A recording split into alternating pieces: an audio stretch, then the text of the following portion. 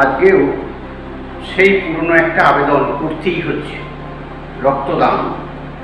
দীর্ঘ 3 মাস ধরে একটা ভোটের পর্ব শেষ হতে চলল। তা অনুরোধ যে রক্তদান শিবির করার জন্য, যাতে করে বহু জায়গায় আমরা আবেদন করেছি যাতে মানুষ রক্ত দান করে।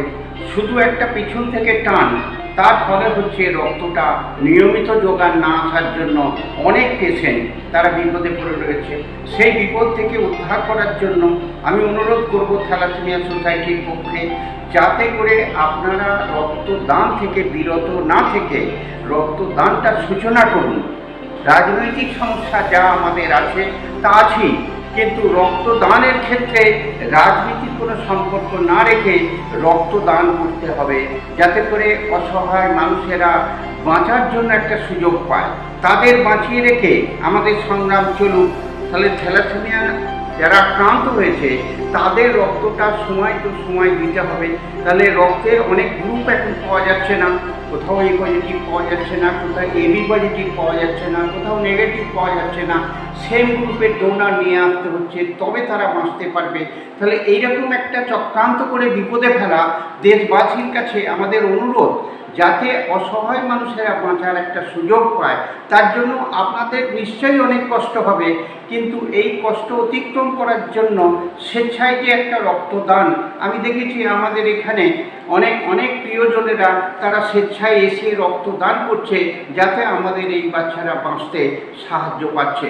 এইরকমভাবে অনেক মানুষের কাছে অনুরোধ, এখনো পর্যন্ত ক্যাম্প যেহেতু নর্মাল হচ্ছে না, রক্তদান শিবির, সেই ক্ষেত্রে অন্ততপক্ষে স্বেচ্ছায় এসে রক্ত দেওয়া সেম গ্রুপের ডোনারদের অনুরোধ করব, যাতে সেম গ্রুপ রক্ত যারা তারা দান করতে পারে। থ্যালাসেমিয়া পেশেন্টের বি পজিটিভ, তাহলে বি পজিটিভ ডোনার এসে রক্ত দিতে হবে।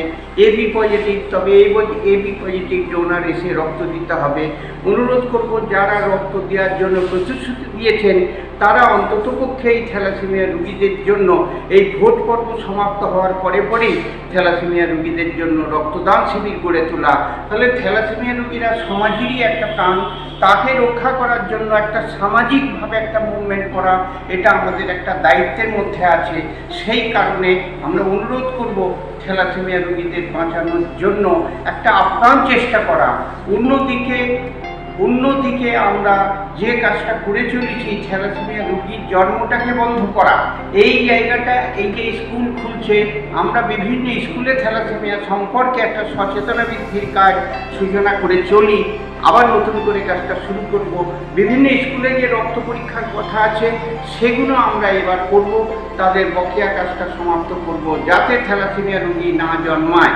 কিন্তু আপনাদের কাছে অনুরোধ যে যারা এই রোগে আক্রান্ত হয়ে পড়েছে তাদের বাঁচানোর জন্য সহজসাধ্যভাবে একটা করে রক্তদান শিবির বিভিন্ন ক্লাবে অর্গানাইজ করে দিন, যাতে করে আমাদের বাচ্চাদের বাঁচানোর সুবিধা হয়। অন্যদিকে যতক্ষণ না ক্যাম্প অর্গানাইজ হয় ততক্ষণ থ্যালাসেমিয়া পেশেন্টদের জন্য স্পেসিফিকলি কিছু দাতা এসে রক্ত দান করা, যে রক্তে থ্যালাসেমিয়া রোগীরা বাঁচতে সাহায্য পাবে। তাই আপনাদের ধন্যবাদ জানিয়ে আমার বক্তব্য শেষ করছি।